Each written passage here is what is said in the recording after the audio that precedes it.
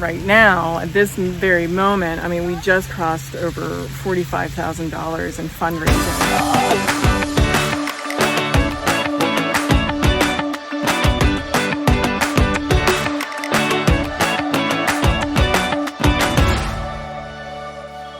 Well, it started 3 or 4 years into doing Portraits of White. The conductor I was working with from Nashville, we would sit and pick out orchestral music for my Christmas show. We'd do this in March or April, and we just listened to tons of music, and he pulled out something that he had done a long time ago with London Symphony with another artist. And I had happened to hear that music when I was a teenager on the radio, and I remember being really drawn to it. So when he pulled it out and I realized he had been part of that production, it was like one of those moments where you just go, wow, this was meant to be. And he just said, Frances, knowing now your piano playing and the orchestra, you would love doing a project with London Symphony. And I just remember feeling like something stir, but that was about all I could do with it. I needed to stay focused on what I was doing and what I was passionate about at the time, and that was Portraits of White with an orchestra. You have to let go of what was and not try to insert what was into what is now. And so when Kirstin wanted to do Midwinter's Gift, I tried to just go, I know I have recording experience, but this is a different day, it's different music, and I'd like us to just create something new together, not presuming anything. But we still ended up choosing Philip Keverin, who had helped me with Portraits of White in small ways with orchestrations. So in the end, we mutually decided to use Philip and record in Nashville. So, and then Philip decided to do his own orchestral project with London Symphony, his own arrangements, his own piano playing. And so fast forward, and I found out about his project. I bought it. I listened to it. I bought many copies for other friends, and I just said, this is gorgeous. But I called him and I said, Philip, Frances from Pennsylvania, don't know if you remember me, but I love what you did. I'd like to do something like that too. And he said, oh, you totally should. Worked up a budget, all that. And then, like I said, COVID hit, and everything just was blown out of the water. So this was on the back burner. So when we did Midwinter's Gift, I saw the whole process with Philip from start to finish, how he writes a full album. It's one thing to write one piece. Mm-hmm. It was another thing for him to write a whole album for us, like Midwinter's Gift, and see it through from the beginning to the end. And I just really loved how he worked. When we were finished with Midwinter's Gift and recovered from all that means to do an album, I know we both were thinking, man, I know that was just a gift and just for fun, but we want to do it again. But what does it look like? Again, it's not inserting what was into what is. Mm-hmm. So you just kind of have to let it breathe, right, and think and sit still for a while. And thinking of what we wanted to do. Like if we wanted to, since it was a Christmas album, do we want to do another Christmas album? Do we want to do something more classical in nature? Do we want to do Easter or St. Patty's Day? But wow, we never. I don't look good in green unless it's emerald, unless it's a darker hunter green. But that's beside the point. Because sometimes you think color. So that's why we're not doing that kind of album. But nothing really felt right, and us, you know. Yeah.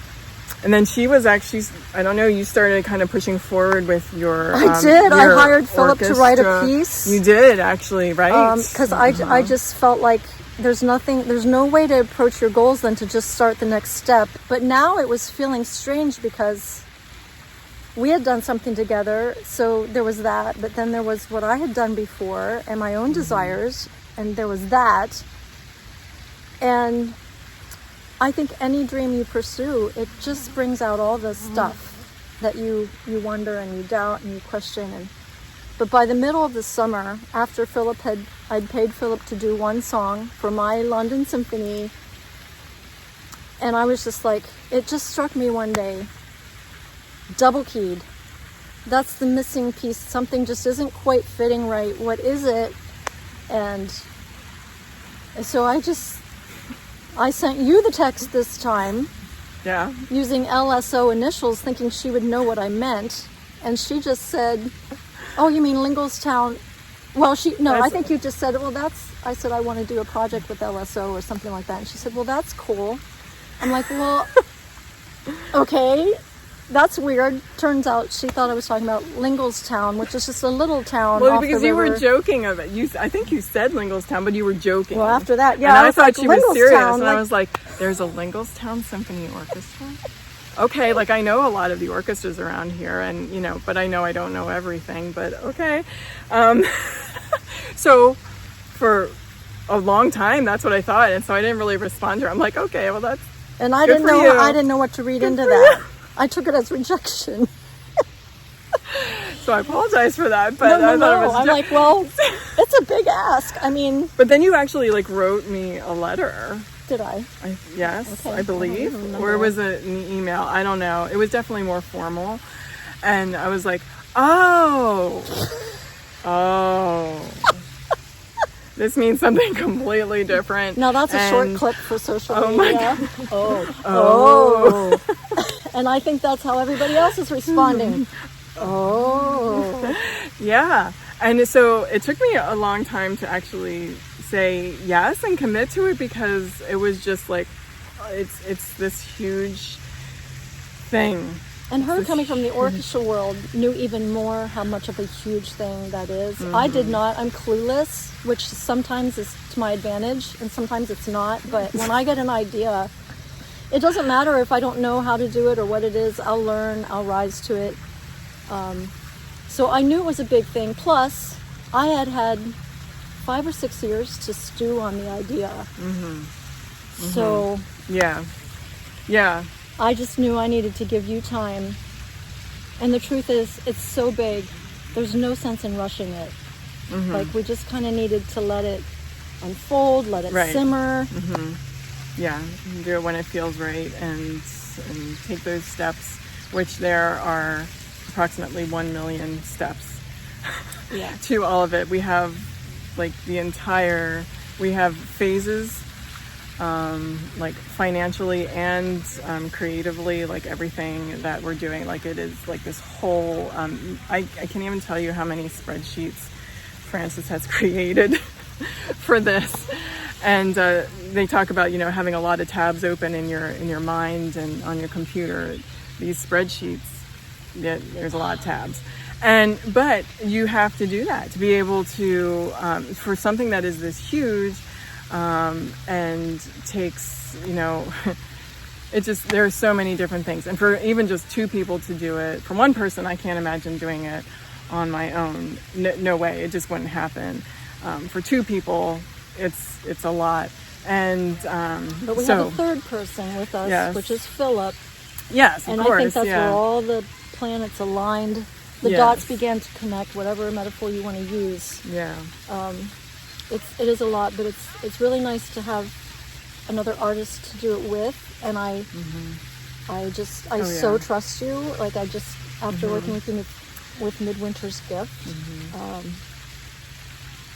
Well, and you can read about that in our blog that is on our website, doubleKeymusic.com, because I wrote about this, like leading up to the release of our album, about all the things that it took, and trust was certainly one of them. Yes, you wrote a lot about trust. Yes, and it's because it's huge.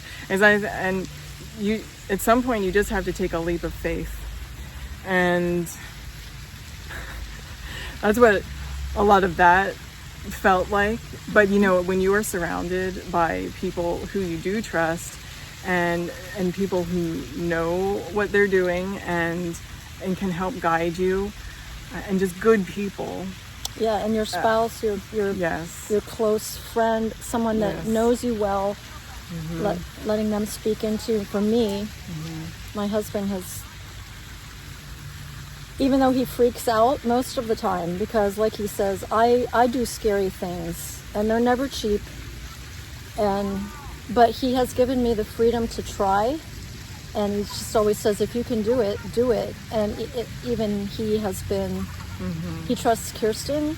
So, you know, if there's one or two people in my life that I really, really trust, that's pretty much all I need to move ahead with something. So I get it.